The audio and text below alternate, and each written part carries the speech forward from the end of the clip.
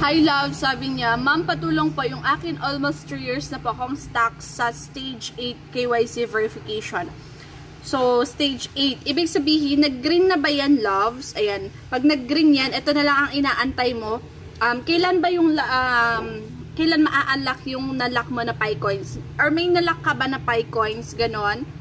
Kailangan antayin natin yung nalock na PyCoins natin. And then, wait natin yung ma-unlock yung PyCoins. Then, mapupunta siya sa migration, sa mainnet, sa Pi-browser wallet natin, then tsaka na siya i-move at mapupunta sa available balance. Ang sinasabi kong available balance, ito po siya. Kailangan dyan po mapunta. Yung naka-lock up nyo nandito. Pag natapos yung lock up nyo, mapupunta siya dito sa migrations. I-click nyo tong migrations.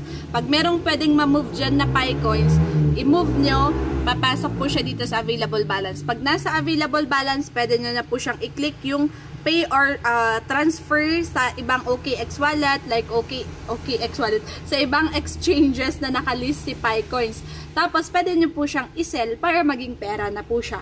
So, ganun po yung process mga loves. So, sa inyo na hindi pa okay yung kanilang number 9, antay-antay lang kayo hanggang sa ma-unlock yung PyCoins nyo. Yan yung problema ng lahat po sa inyo. Sa amin kasi is nakapasa kami kasi nakapag-migrate kami, nakapag-lock up kami. Ako naka-lock up pa. Naantay ko pa siya hanggang May. So, update ko kayo kung anong mangyayari sa PyCoins ko. Okay? So, sa mga gustong magminas sa PyCoins, manood kayo ng tutorials ko sa aking YouTube. Nasa bio ko yung link mga loves. Nood kayo.